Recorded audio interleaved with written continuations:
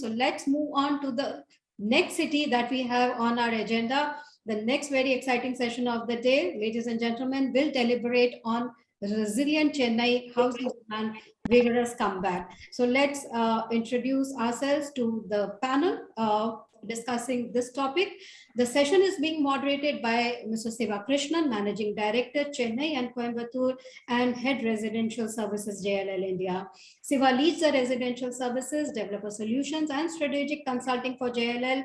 He is an industry veteran with over 23 years of expertise in understanding business models and market dynamics across real estate assets and life cycles, and is also the member of JLL's India Leadership Council. He's also credited with founding and developing the B2C residential franchisee for two of the largest IPCs in the country. So this was our eminent moderator. Let me introduce our speakers in the alphabetical order. Mr. Abhishek Mehta, Joint Managing Director, Urban Tree Infrastructure Private Limited. Mr. Mehta is the third generation entrepreneur of the renowned 70-year young SS Mehta Group, which has diversified into warehousing, real estate, and property development. He co-founded Urban Tree in 2010, which today has created a distinct name for itself. Urban Tree also started the backward integration and has set up the manufacturing of ready-mix concrete, PVC windows, paver blocks, and aggregates and M-sand. Our next eminent panel member, let me introduce Mr. Rajendra Joshi, CEO, Residential Business Brigade Group. Mr. Joshi leads a team of over 200 professionals engaged across Brigade's diverse residential portfolio in Bengaluru, Mysuru, Chennai, and Hyderabad. With an experience of over 29 years in FMCG, real estate, sales, marketing, and leadership roles, Rajendra Joshi has worked in multinational and Indian corporates and has helped shape brands like Mahindra Life Spaces, SD Corp Real Estate, Reynolds, and BPL. Our next eminent panel member, I introduce Dr. R. Kumar, Founder, Chairman, and Managing Director, Naveens. Dr. Kumar, the visionary behind Naveens, has a doctorate in construction science. He underwent management training at the Harvard Business School, and for the last 3 decades, Dr. Kumar has been one of the thought leaders of the industry and has always measured his value by the ethical practices he follows. Our next and final member of this panel is Mr. Sriram Iyer, President and CEO, TVS Emerald. Mr. Iyer has over 30 years of experience in real estate and has held leadership roles across markets in India and abroad.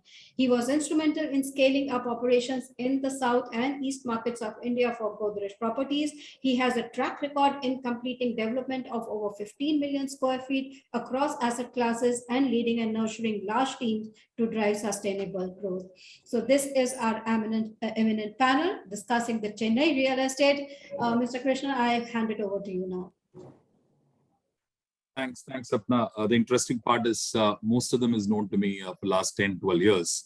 Whether Mr. Kumar, whether Sriram, Mr. Joshi, Kumar, they've been known to me for the last 10, 12 years. So I think we'll try to make the discussion real rather than getting into the manufactured conversation. 2021 has been a great year for housing market in general. Sales velocity has come back. There could be various reasons for that. One could be the low rate of interest. One could be the urge to own a home.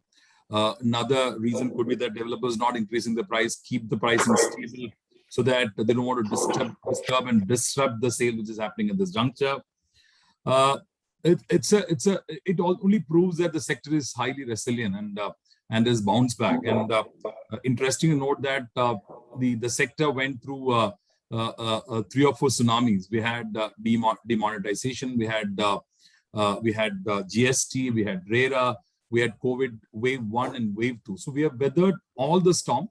Plus we had NBFC crisis in between, the general slowdown from 2013 to 2021. So I personally felt that it will take at least 4 to 5 years after wave 1 for the market to bounce back. But very interestingly, the sector has bounced back. As we speak, very interesting to note, Q3 of 2021, the absorption across India is almost neck to neck with sales, which is for the first time I'm seeing. Last 15 years, I have not seen the trend where the supply versus absorption, there is a difference of close to about 40 to 50%. Now, if my understanding is correct, the difference is only hardly in the hundreds. So the difference between absorption and sales, absorption and supply, it's hardly in certain hundred. So that's a very, very interesting numbers. So my first question to all of you is that, do you think this is going to stay like this for long term? Is it sustainable? And what are the attributes that you give it for this resurgence in the market? Maybe I'll start with Mr. Joshi. Thanks, Shiva. I think what has really led to this resurgence or the recovery of the residential real estate are a few factors. One, clearly during the pandemic, a lot of customers did realize that this is the time to own a home. And this is the time to own larger homes. It is not just the time to own a home, but also to own a larger home, because clearly there is a lot of uncertainty in terms of the places that you stay on rent, etc. I think that realization has really led to this demand. Clearly, the interest rates being low, an all-time low, in fact, at this point in time, has been a huge catalyst in this process. The third factor that I would say, which has led to this kind of recovery, and you would see that recovery has been for the larger and well-known branded developers across the various cities. The smaller ones who did not have the financial capacity actually have been edged out of the market. Therefore, I would say that this is a recovery which is going to stay.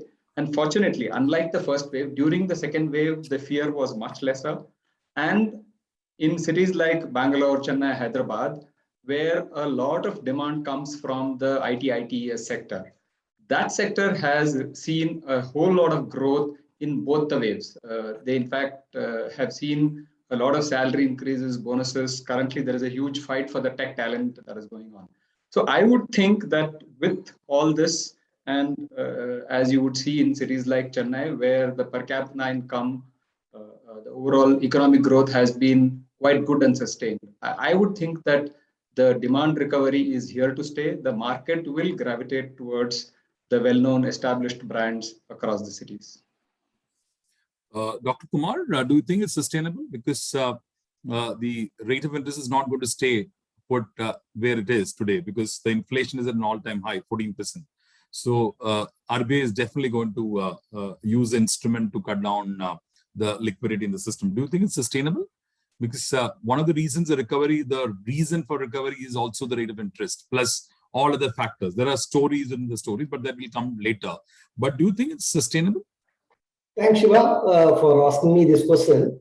It's very interesting. Actually, the interest rates have started moving upwards already. Yesterday, there was a news that State Bank of India is trying to increase the interest rates, and also across the globe, the tapering has started. So even in the UK and the other parts of the world, the tapering has started, which means the interest rates are not going to remain as low as it was.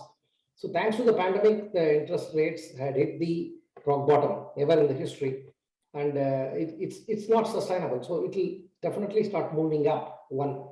Number two is see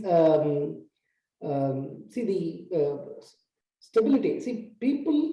One more thing which will happen is even the property prices will start moving up, because houses are not just mere walls. Everything, your steel prices are going up, your cement prices are going up, your timber costs, your PVC costs, your metal costs, aluminum, copper, everything is going up. Labor costs are going up, compliance costs are increasing, which means the future production costs of homes is going to be higher and higher and higher, which means the prices are going to go up.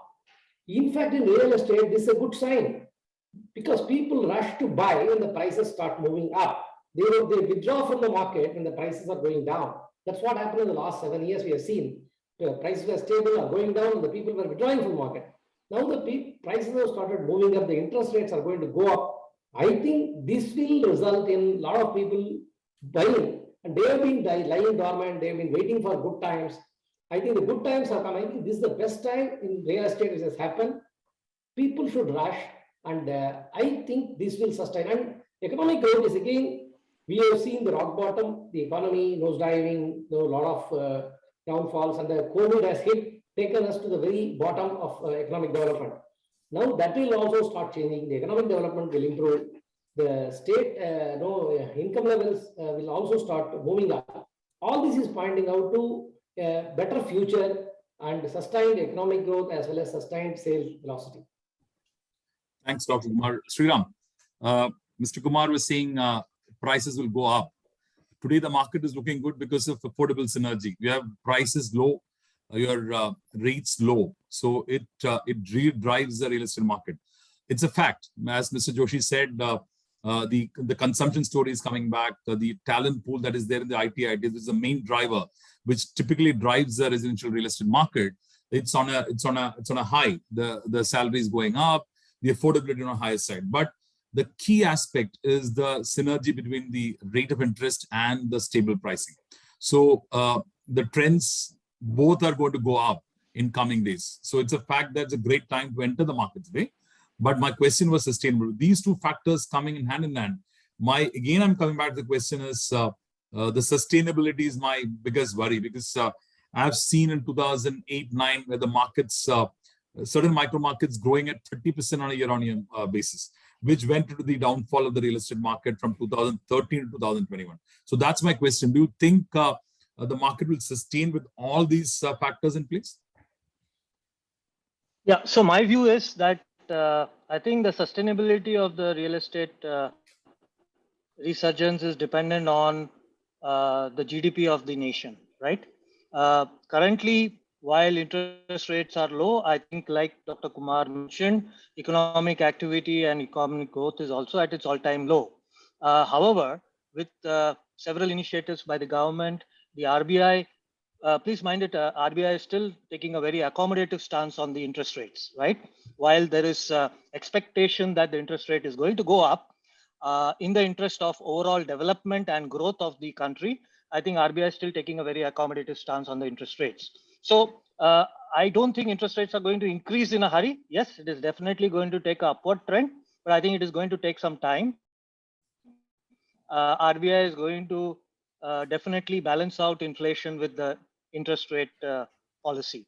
And most importantly, I think we are at a inflection point as far as the GDP growth is concerned, right?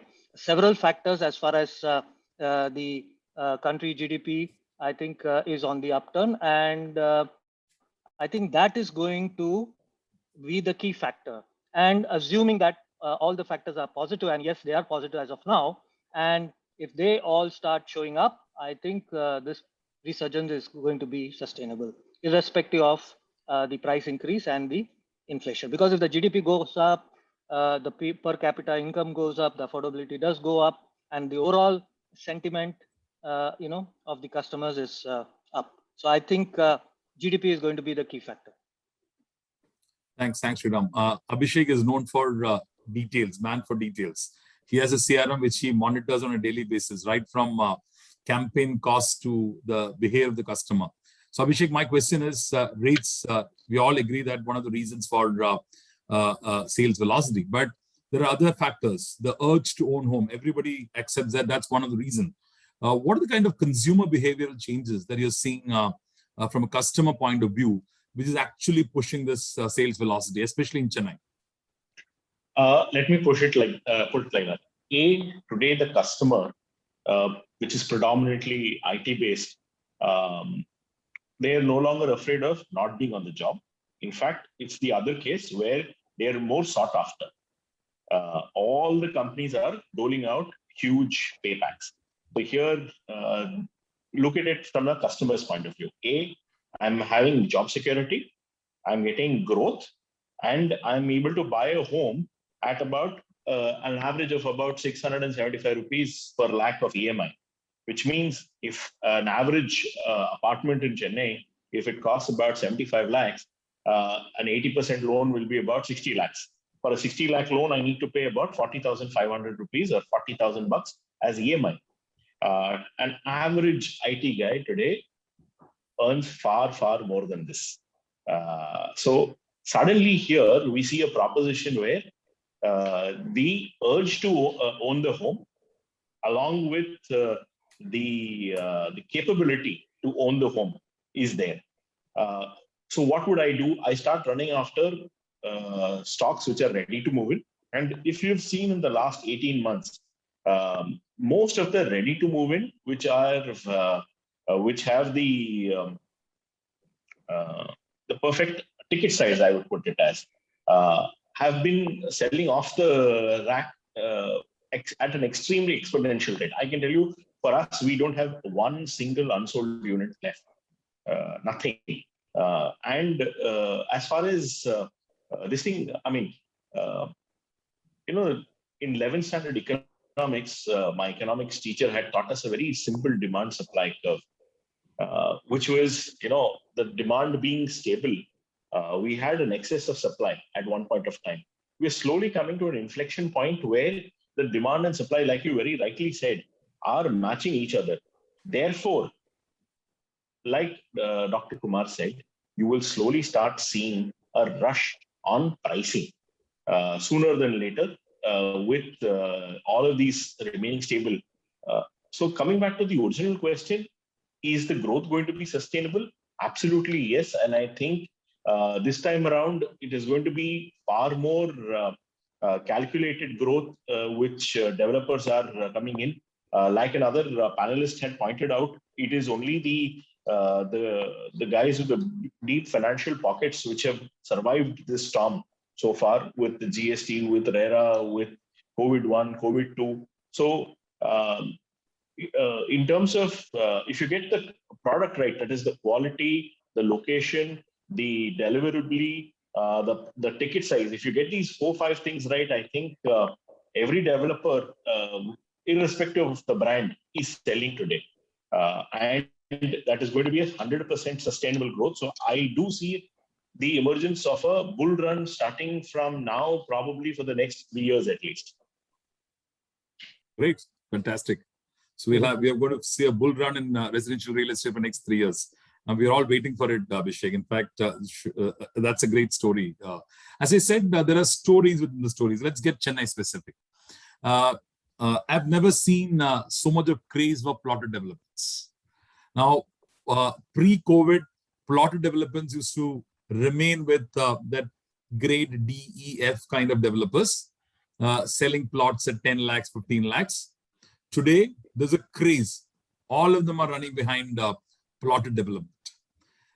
Is this craze purely for getting more cash flows at the cost of FSI, or something else for it? Maybe I'll start with Dr. Kumar. You hit you asked the wrong person, because we have not, even through this pandemic and even through the last 7 years, we have not entered into plotted development except in Vizag. That is for different reasons. In Chennai, we are still only doing apartments and office spaces. We are not doing plotted development. I am maybe a wrong person, but still I will tell you, it is an alternative. It's an alternative form of property development, and it costs not much of money except land costs. The development costs are not very high, so your money is not locked.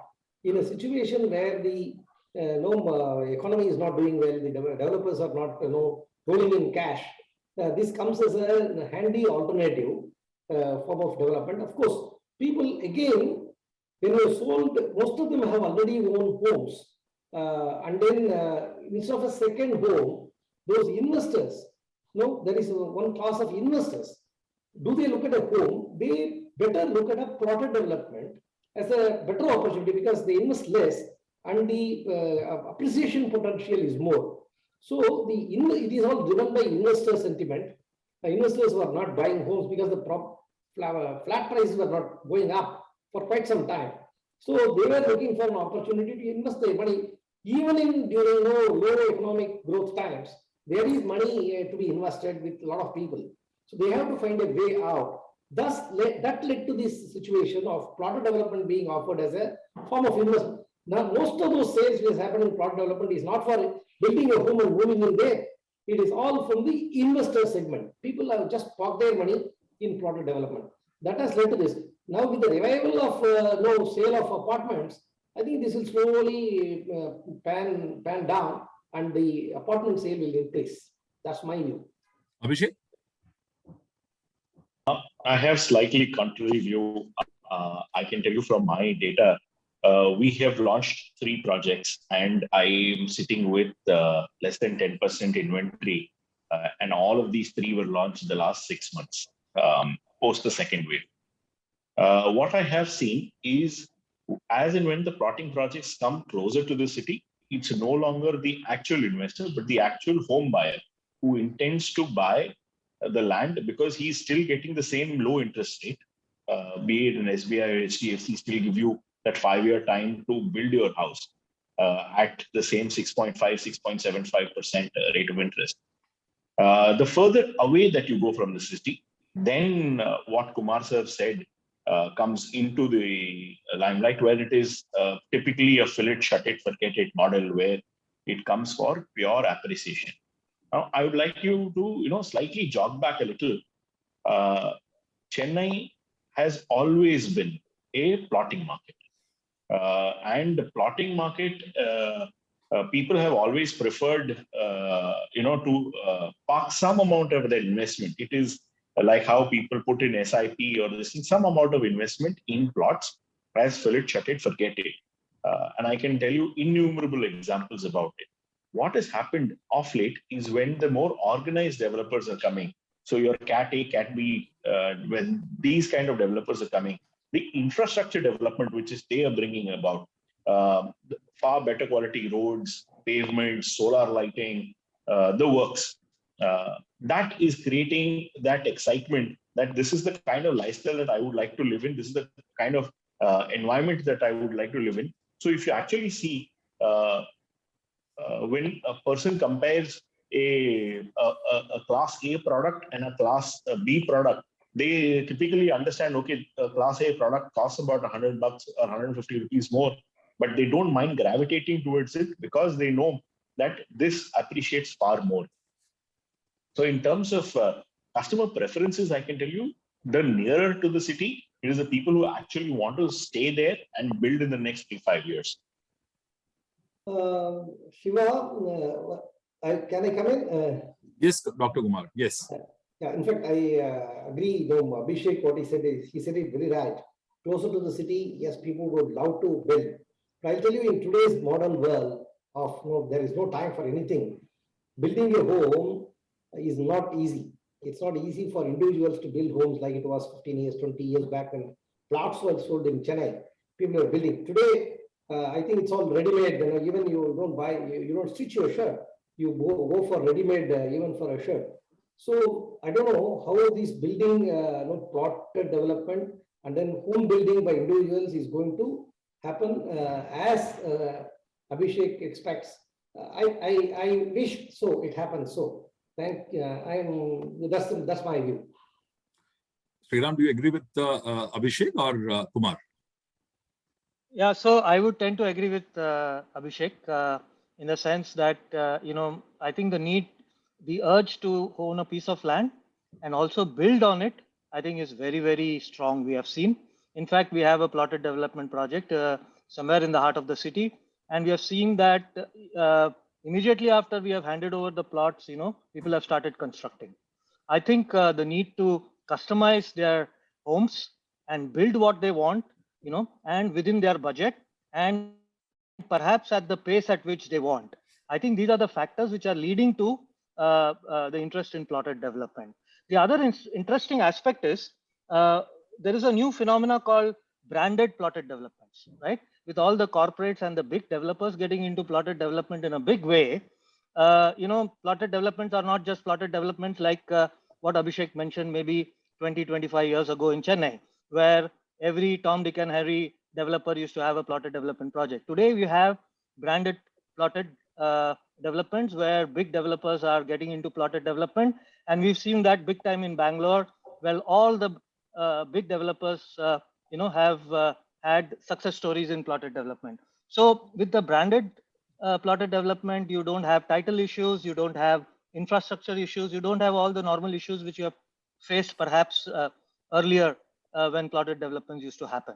So I think this new wave has actually led to this resurgence or the renewed interest that you have seen. And the interest is only because the big developers have actually come in and filled a gap in what the customer really wanted, but did not have enough opportunities. Joshi, what's your take? I would agree with what Sriram and Abhishek said. One, if you see the Indian consumer psyche, everyone always wanted to own a piece of land and have a house. Most of them. That's how the urban India has grown. Apartments have been a much later phenomenon, probably in the 90s and in the 2000s. So that whole urge to own a piece of land and build your own home has always been a dream. And as Sriram rightly pointed out, the branded developers actually have fueled the growth. In a city like Bangalore today, most of the larger developers, including Sriram's previous employer, have gone into in a big way into plotted development. We, in fact, today probably are the last to join the bandwagon, but today we are seriously considering it. Clearly, the trend is, as Abhishek pointed out, closer to city end consumers, a little away from the city investors. But I think this whole idea of having either your regular home or probably a second home in a plotted development. In fact, today in the outskirts of Bangalore, the farm plots are gaining a lot of popularity, where you have a quarter acre, half acre land parcels with a small villa on in the farm plots. So I think this is a trend that is here to stay, again, linked with the economic surplus that the customers have today. So my take is also the same. In fact, I think the story within the story after COVID is end users getting into plotted development, which was not the case pre-COVID. Yeah. And pre-COVID, plotted developer used to sell it at 10, 15, 20 lakhs, especially in Chennai. Now you see plots at 70 lakhs, 80 lakhs, 1 crore and picking it up. So my take is end users for the first time in the history of residential real estate has come into a plotted development in a major way. It is not investors which is driving the plotted development, but it's the end users which is driving the plotted development. And one reason could be all this work from home. And as you rightly said, Mr. Joshi, the urge to own a piece of land and all these adding to that, but end users have come back into the plotted development. That's the story. But one more specific thing to Chennai, I always wondered why this 15 acre, 10 acre, 20 acre township projects not working in Chennai. Because that's the reason I said, let's make a real conversation, because we talk about sales velocity, but I have not seen this 15 acre, 20 acre, 10 acre project in Chennai not working. What could be the reason for it? Maybe I'll start with Sriram. I think one of the main reasons is that I think the Chennai market that way, perhaps today, as you see, is not large enough to perhaps absorb 2 million, 3 million square feet, maybe within 3 to 4 years, right? That is one of the reasons. What happens is in large townships, from an investor point of view, when I say from an investor, from a developer point of view, if you need to maintain your IRRs for the project, you need to sell maybe 500,000, 8 lakh square feet every year, so that the large townships actually make sense. Unless you have the land at historical costs in your books, if you have bought the land and if you bought large 20, 25 acres of land by giving upfront money, I think the IRRs will never stack up, right? So Chennai has not been a big enough market as of today to have those kind of absorptions in one annual. The second is, I think, typically in a township, the secondary sales also becomes a big problem, right? So as you have sold to a lot of people, maybe you've sold 1,200, 1,500, 2,000 apartments, some of the apartment owners come into the secondary market, and you actually have a parallel secondary market running in addition to the primary market by the developer. So that puts pressure on the pricing, that puts pressure on the volumes, so on and so forth. The third important thing is, I think the most important is when you have such large townships, I think the approval process, the amount you spend upfront for the approvals, etc., all that also becomes a little complex. So all put together, these large townships have not made sense unless I think you have the right mix of, the asset class within the township. You make it truly integrated, have the right size, and you phase out the township in such a way that actually the commercial fuels the residential, and you also make it a destination. So townships will work when you make it a real destination, and people really want to stay there, not just stay there, but keep thronging the township for various reasons, maybe because they want to go there for their offices or for entertainment, and so on and so forth. So townships, I think, is a really long play, and that is why you'll see that if you really want a township, you have to look at 50, 100 plus acres, which means that you really have to put in a lot of investment up front, and there's a lot of risk. And that is one of the reasons why I think townships have not worked. Interestingly, it works in Bangalore, not in Chennai, Mr. Joshi. Yeah, absolutely. It works very well in Bangalore. Sriram knows this. Brigade, in fact, has been a pioneer of large integrated townships, starting with Brigade Gateway and Metropolis. And even today, we have two very large developments, one in east part of the Bangalore, about 50 acres, another one in the north Bangalore, which is also 50 acres. So Bangalore certainly has the velocity. Also, the size of the market is much larger. So the sales velocities and absorptions are much higher and faster. For example, the one that we have in the east of Bangalore, in 3 years, we've sold nearly 80% of the inventory. So that kind of velocity is a challenge in Chennai. However, I have a slightly different point of view from Sriram. We have a 33-acre development in the western part of Chennai in Vagaper, which in fact was very slow in the first 2 years. In the last year and a half has picked up quite well. I would think that in the city of Chennai, where today, if you see the inventory overhang is much lower compared to what it was 3 years back, compared to 2018, when it was about 32 months. Today, it's about 18 months. I think the market is ready for a good mid-sized development. Certainly not a 50, 100 acres like Bangalore, but if you have a 25, 30 acres with good product mix and certain amount of retail and other infra, as Sriram did point out, I think it would work very well. We have seen that in our development in Chennai. Will it have the number of developments like in Bangalore?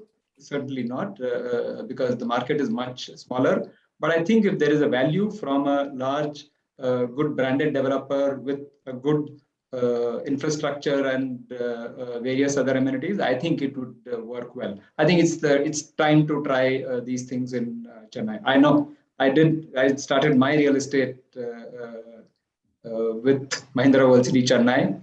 The project struggled for a long period of time. But I think today, if you are able to get within city, closer to the city, I think it would work in Chennai. That's my take looking at how the market has shaped up in the last 2.5 years. Dr. Kumar, your take, because the inventory overhang primarily is coming from the old 2010-11 township projects. The new projects, 3 acres, 4 acres, the units are getting sold. And also, just to comment on Mr. Joshi's Bangalore versus Chennai, the number of township projects in Chennai is not even 5% of Bangalore's total number of projects.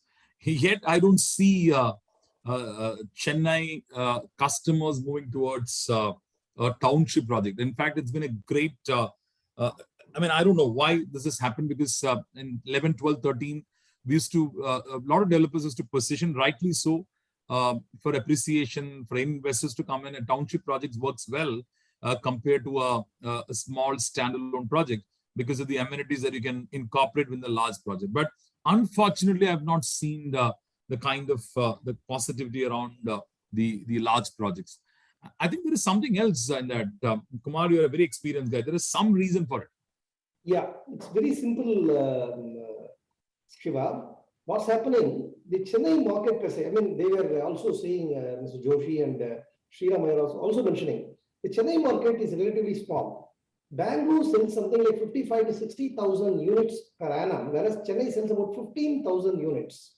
And 15,000 units, you divide Chennai into about 4 or 5 rings, and then the radius. Every micro market cannot sell more than about 300 units per annum. This is the problem, the total market size. So, and if one small chunk of land within a micro market has to sell hundreds of units every year, and in fact even thousands of units, it becomes extremely difficult. Again, the jobs are scattered. Unlike here, you have all kinds of industries. It's not just IT. You have the Sriperumbudur, you have the Oragadam, you have the IT corridor, you have the North Madras, which has got different kind of economy. So there are a lot of geopolitical and geoeconomic factors, and also the market size. When the market size is small, you put a lot of units in the same small place, in maybe 15 acre, 20 acre, 30 acre township, to attract people to that site, because the jobs are scattered, and then people have to move. Your social infrastructure is still taking root. Your basic infrastructure like water supply and sewerage has not developed across the metropolitan area. So these are all factors. And so what we do as Naveen, in Naveen Zoo, we have the strategy. We go and serve where the demand exists, rather than go and create township and then attract demand into that. Like Mr. Joshi was mentioning about the Mahindra University. See, it's difficult to pull people into one micro market and sell a lot of units in that point. You have to go and service the demand where it exists. That's how the Chennai's socio-economic fabric and the geographic fabric is. So Abhishek, quick revert on this. Plus, I have another question to you. Is that 2008 to 2015, it was supply which was pulling the market down. My worry now is that the number of developers, active developers in Chennai, has shrunk by almost 60-70%. My biggest worry is that supply not coming in the system, the price will start going up, which will further pull the sales down. So that's another worry which is going to come in next 12 to 18 months time, because number of active developers is also very important in Chennai. So two questions to you. Maybe after that, others also can come in on the second compartment. The first one on the township, and the other one on the second question. Abhishek. So I'll tell you about the township. I think Dr. Kumar sir had nailed it perfectly. Any micro market in Chennai is not able to absorb more than a couple of hundred, maximum 1,000 units. I can tell you, for our own example, when we did a 9-acre township, what we envisaged as a 3-year sale, actually it took us a 6-year sale. And what happened? My IRRs were thrown out of the window. Hence, today I'm doubly cautious, saying what is the point in me making so many apartments if I don't make my IRR? I'm a businessman here as well. So clearly, I think that single point creates all the difference. That's why you're not able to see a lot of large townships in Chennai. I think that pretty much nails that.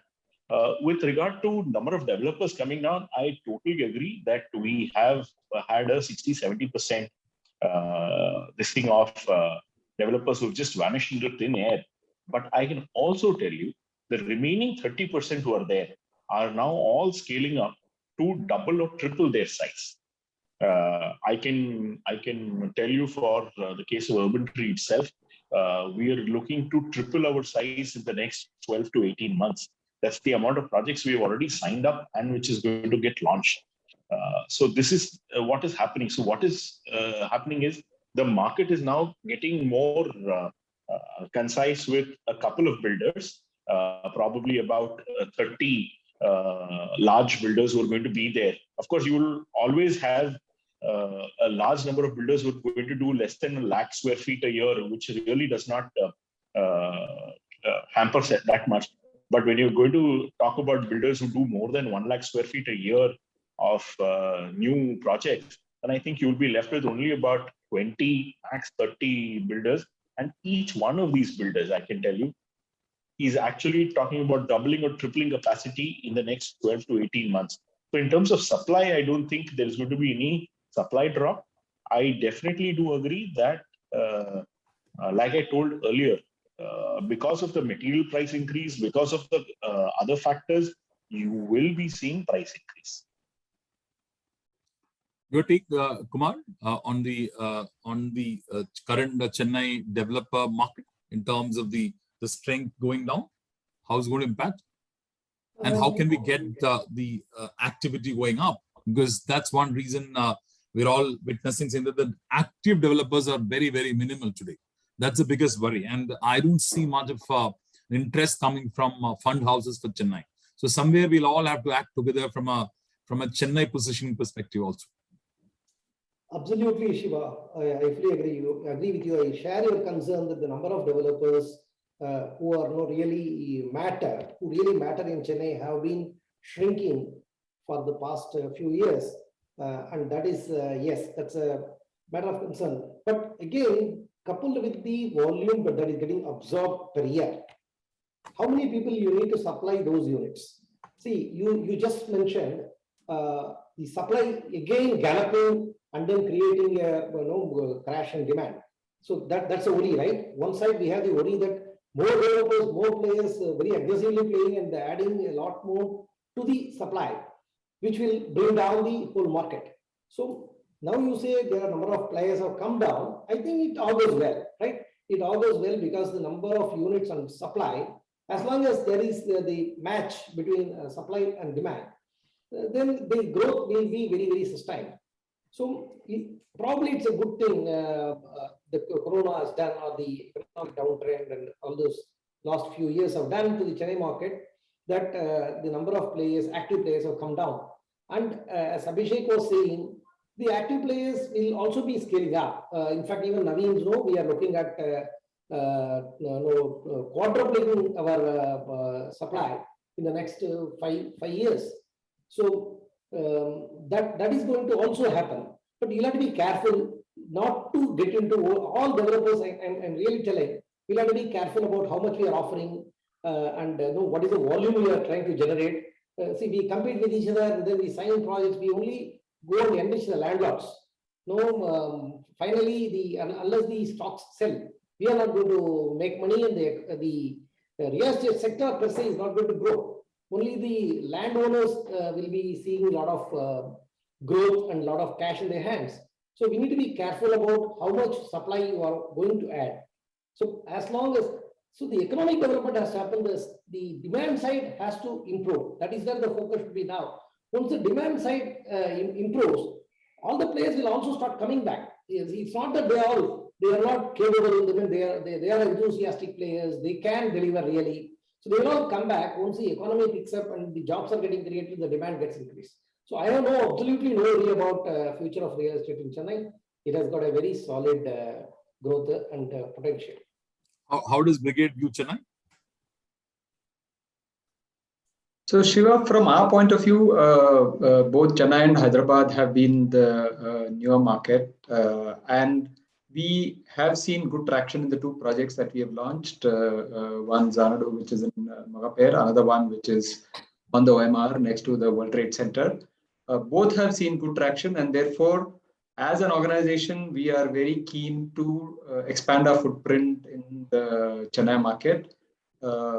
We believe that Chennai is a market that will offer you sustained, may not be as exponential as Hyderabad, but a good sustained growth for a brand like us. That's the way we see. I quite agree with Dr. Kumar that we need to be careful in what we are doing, because it is not a very large market. But if you have a good product offering in a good location, I think it would do well. That's the way we are looking at, and we are very, very actively looking at newer land parcels in the city of Chennai. So I have two more questions before we wind up the session. One is on affordable housing. Of late, I'm seeing affordable housing losing steam. And whatever affordable housing I've seen is by cutting the size, we make it affordable. I've never seen affordable housing by making it affordable, the pricing affordable. So that's one. So the second question is on the, what do you think about the government's policy should be to further boost the real estate sector? Because that's as somebody mentioned, Sriram, you mentioned about the GDP, and there's a reverse phenomenon of real estate adding back to the GDP also. And a great consumption story can also push GDP up. So two questions. One is on the affordable housing. Where do you think it will end up? and we'll take one round, we'll have it, and later we'll have the, you want a government interference in terms of doing it, or we are happy with what we are, we don't want anything extra from the government. We are more than happy with what we're doing. Policies are fine, we will drive our own sector. So that will come as a second compartment. Sriram, over to you for the first question. Yeah, so affordable housing, I think, like you rightly said, is in my view, is one of the most abused words in real estate. Everyone has a different meaning of affordable. I think the developers follow the concept that if it sells, it is affordable, unlike what the government definition may be. So, affordable housing in the real sense, if you're talking about 10 lakh, 20 lakh kind of houses, I think it's a very different ball game, right? Margins are wafer thin, and I think volumes are exponential. But I think you really need to have a very different mindset to be in that kind of a game. And that is why you'll see that a lot of developers have stayed away from affordable housing. And we at TVS also have taken a conscious call to be out of affordable housing as defined by the government. So I think affordable housing is going to be a tough segment to be in. And unless there is large scale subsidies, large scale land pricing interventions by the government, I don't think affordable segment is going to become bigger, or it is going to get the scale that is envisaged, right? So that's number one. Sorry, what was your second question? Or second question, I'll come back, Sriram. We'll go one round. Abhishek, your views on affordable housing? Because that's one area that we can do a lot of stuff. Yeah, I'll put it as 3 main points. Land. Land in Chennai typically is very expensive. So unless the government takes an initiative where it unlocks government land and says, okay, boss, come build, then we can see a boost in affordable segment. 2, I'll put it as cost of construction. Unless we go for better methodologies like probably prefab and go to faster construction paces, typically cut down construction timelines from 30 months to probably 12 months, then we can see a great amount of boost in affordable segment. 3, most importantly, is the banking support. Now, this is where, in fact, to be upfront honest, we had taken a project for affordable housing, earmarked it for affordable housing, and started doing the entire planning. And when we did our research, we found that though people are willing to buy that 10 lakh, 15 lakh, 20 lakh apartment, the banking support that they get is not much, because none of them come from organized salary day to day. They are your Ola drivers, they are your milkmen, they are your flower vendors. Now, there is no bank which wants to support them on that larger level. And that we felt was a major reason, so much so that we actually had to convert that project into a warehousing project rather than putting as a affordable segment. So that is a real cause of concern for us, because if at the end, if my customer is not able to afford it because of banking support, what do I do with the stock? So affordable segment sounds very rosy, very good, but I think there has to be a 3-pronged approach. 1 on the land, 2 on the cost of construction and the construction tech, and 3 on the banking support. Dr. Kumar, your views? Yeah, I agree fully with both Mr. Srinivas Iyer and Abhishek. Sriram Iyer and Abhishek, they said it very succinctly. I'll tell you, Naveens have been keeping our hands completely away from affordable sector. As Sriram Iyer said, it's a very abused word, affordable sector. It is, in fact, there was a lot of hype, a few years back when the market collapsed, things were not rosy, then everybody was rushing towards affordable housing. But I think without government intervention in a very big way, that's not going to be addressed because of the various factors these 2 gentlemen have been pointing out.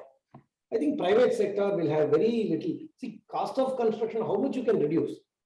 Even the land cost they can't afford. Forget about the construction cost. the land cost itself is not affordable by the 90% of the demand. They can't even afford the square foot land cost for however much is the FSI. Still they can't afford. And then the maintenance cost. People build multi-story buildings for affordable housing. They can't pay the maintenance. What are we talking about to private sector entering into and providing affordable housing? I think it's a big joke.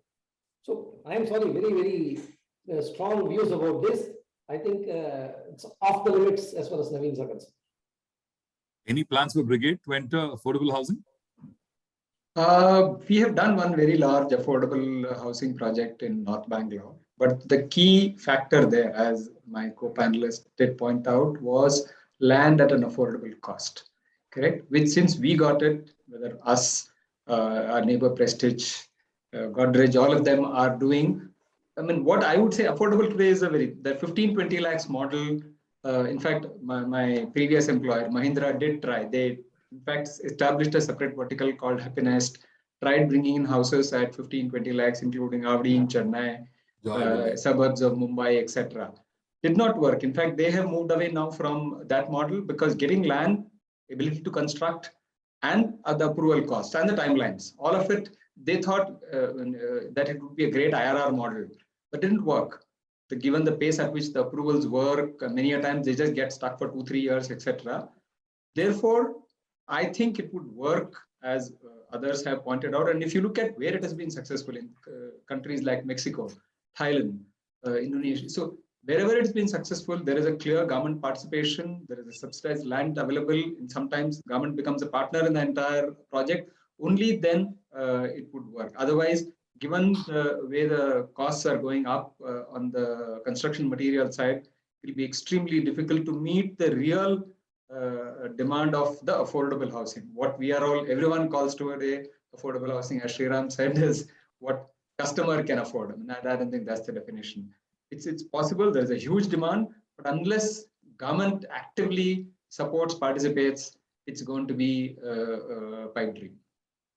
I have another point, Shiva. See, there is a big socio-economic aspect to this. Who are we building these affordable homes for? So where are these people finding employment? Where they work and where they earn? You get land at 30 kilometers away, and how are they going to commute to their work? What are we creating? When we create homes which are 10 lakhs, 15 lakhs, who is going to live there? So actually, there are people buying half a dozen homes there. That is what is happening. To whom are we selling? Are we selling to the end user who is going to be benefited by the affordable housing? Because these people have jobs in the harbor, they are working in core city, in small scale, informal sectors. And they are like Abhishek said, they are flower vendors, auto drivers. They can't go so far away to work. They will have to live close to the city. So very important that land, one cost of land is one, and where the land is available is another. So I think a lot of slum clearance tenements, which government, there is slum lands. These are all the areas where these affordable housing has to be built, and government has to come in a very big way. Unless that happens, the affordable housing is going to remain a dream.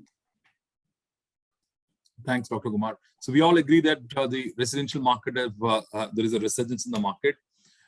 One thing which we all apprehensive is sustainability of this sales volume. One thing that you want to have government step in to help this sustain this. What is that one thing you all feel that they should do to sustain this the momentum in the sector? We will start with Sriram, then Dr. Kumar, Joshi, and final comments from Abhishek from you. Yeah, I think there are several things, but I think what comes to my mind immediately is rationalization of stamp duty and all that, right? So whether it is the end user or the investor, I think the transaction cost in real estate is very high compared to any other asset class, right? I think that is one thing the government has to take note of. And I think one helpful thing which the government has been talking about but has not come through is if the stamp duty and registration costs are subsumed under GST, I think that would be a very, very big move. I think it would help. So, for example, I think we have a recent case study where in Maharashtra, stamp duty prices were lowered or made half or whatever, and till March of 2021, and you saw record registrations happening. Not just registration, I think the sales volume, everything started going up just before the second wave. So I think as far as the real estate is concerned, I would think the transaction cost, mainly the stamp duty and registration charges. And Tamil Nadu, I think, is one of the highest stamp duty and registration costs that we can compare with other states. I think definitely, I think as far as Chennai is concerned, if we can have a reduction in the stamp duty and registration costs, I think it will help a lot. Dr. Kumar? Yes, I have three important things on the agenda for the government. First is economic development policies. Unless the growth of economy and then the jobs creation, especially high-paying jobs, are happening, that's very, very important for the welfare of the state as well as for the people and for the real estate industry to grow. So very important is the economic policies. How are we going to attract investments? How are we going to generate high-paying jobs like what they achieved in Bangalore and to a great extent in Hyderabad, which is very important. We have to pick up lessons from what they have rightly done and have to create that kind of a spur in the economic development, which will help real estate also grow. Very important. Second thing, wonderful thing government is doing this metro rail. It's a beautiful thing which is happening in Chennai. And once the network effect happens with all the other corridors coming to play, it's going to improve the connectivity and it's going to spur demand, economic. People can now move distances and then travel to work faster. So that will really spur the growth of real estate around those corridors, which is going to be a great. It's already happening, which I welcome. But coupled with that, they also have to improve two things in Chennai: the sewer systems and the water supply. Water supply now, this year we had bountiful rain. I think we can't be crying that Chennai is water-starved. This year has proved that we are getting a lot of rain. So the water distribution, except the core city and just the periphery, most of the metropolitan area and beyond, we are not getting any water supply. The OMR, great OMR story, there is not a single drop of water. No, we have to bring water tankers, which is not the story in many other cities. So this water supply and sewerage, drainage system, again, we are hugely dependent on sewer treatment plants, even in the core of the metropolitan city, just outside city. So these two are very, very important aspects in improvement to infrastructure in water supply, sewerage, transportation. They are doing wonderful work. Roads are getting formed. The metro rail is going to really change the scenario. But these two infrastructure is very important. And the third thing is approval timeline. The CREDAI, we have been, all developers, we have been crying. No, it takes 1 year, 2 years to get approvals, and then several NOCs going to different doors and knocking. A single window clearance and approvals within a short time span will do great help to the developers. We are talking about the IRRs. We wait for invest in land and wait for 1 year, 2 years on just getting approvals. I think all our calculations go RE. So these are the three areas which government does. We'll be grateful to them, and I think they will. We are expecting them to do soon. A lot of things are they are saying deemed approvals. They are announced. CM has recently announced in 60 days they will give you approval for layouts. I think they extend it to even real estate projects. It will be very, very good. But central government has to do something about the EIA clearances, which is no real pain in the neck. It takes years to get approval and NOCs, and then the commencement certificate, and then your operational consent to establish, consent to operate, without which you can't start project. And the RERA, of course, you can't start without that. Unless you get that, you can't start the project. So all these are putting a lot of brakes. Some reform is required on these areas. I think probably I've stolen others' points. I'm sorry. I have 1 more minute to go, Mr. Joshi, and my final comments from Chennai by Abhishek. 1 minute to go. Yeah, so I don't think I have anything to add to what Sriram and Dr. Kumar said. I think all of them are valid. I would only give the example of City of Hyderabad, where they have done some of these things, cut down approval times, improved infrastructure, and worked on the economic development, what Dr. Kumar was saying. And that today has really fueled the real estate growth in the city of Hyderabad. I think that's the model to follow. I'm sure the new government will pay heed and act on these.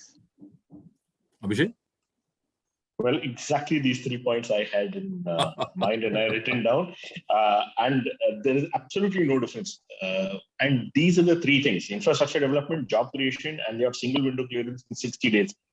These 3 things, if government puts in place, I'm not even requesting you to reduce the stamp duty.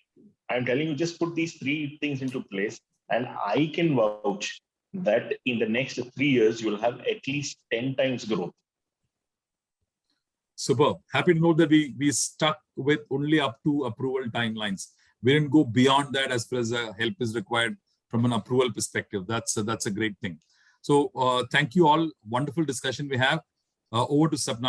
I know that we're short by 4 minutes. Over to you, Sapna. Wonderful discussion, in fact, and thanks, Seva, for bringing out those best views from our speakers. One question that has come to us, many times is, which are the upcoming locations for residential for all our panel members? Seva, who do you think should take it first? The problem is that they all talk about their own micro markets. So I think, Seva, you go first. No, I'll leave it to, I will step back. Let Sriram, Kumar, Joshi and Abhishek answer this. Yeah, please. Non-partisan. Yeah, Dr. Kumar, you first, please. See, I'll tell you, I am a student of urban development. I am a planner myself. I know cities grows like the tree grows. It's in periphery. The growth always happens in the periphery and it grows in rings. So always the periphery is the best place. City is always expensive. Just move a little out, not too far away. That is where, and then along the Chennai has this finger plan they call, along the transportation corridors and along the rings in the outer periphery. These are the best areas. Of course, Chennai, there is always a big divide between north and south. There is but I think metro will change the game. The metro to the North Madras is going to spur some kind of a growth. People will start shifting from South Chennai maybe for the affordability of the price towards North Chennai because the commute time is less. Once the government focuses on infrastructure, that will happen. I think this is the game. Wherever you go to the south, you go to the east, you get. So if you want affordability and appreciation, peripheral areas which have good connectivity. Sriram, what do you have to add? So I would add one more thing to that. That is, I think typically residential follows commercial development, and therefore, wherever commercial development is happening, and there are several pockets in Chennai where commercial development, where the supply is really taking a lead. I think those will be the hotspot areas. Okay, Mr. Joshi, would you like to name some micro markets which are good for residential, for people who are? I would quite agree with Dr. Kumar and Sriram. Is that the markets like the West. The Northwest, where a lot of infra is coming in, some of the commercial developments are coming in. Compared to South of Chennai has been always the hub of the hotbed of residential real estate. I think the newer markets, which are a little more affordable, a little more away, but the transport infrastructure is coming up. I think those are the kind of markets to invest in and well-connected areas. Abhishek, what will you add? Well, I think all the panelists have already mentioned this thing, but I would actually put it in a very simple nutshell. Every one of these growth corridors, whether you call it as OMR, GST, your Porur micro market, or your North Madras, these are your 4 growth areas that I'm seeing in Chennai very, very evidently. So whichever suits in terms of colleges, schools, in terms of place of work, whichever suits best to that customer, these are the 4 essential points of growth that I'm able to see in Chennai very, very clearly. Okay, fantastic. Seva, would you like to sum it up? So if you ask, my view is like this. As Mr. Kumar said, the metro is going to make a big change in the market. So for example, if you take OMR, you want specific micro markets, the metro connectivity is going to happen from Madhya Kailash to Siriseri. So my view is that the markets between Madhya Kailash to Sholinganallur will stabilize as far as the pricing is concerned, sales velocity is concerned.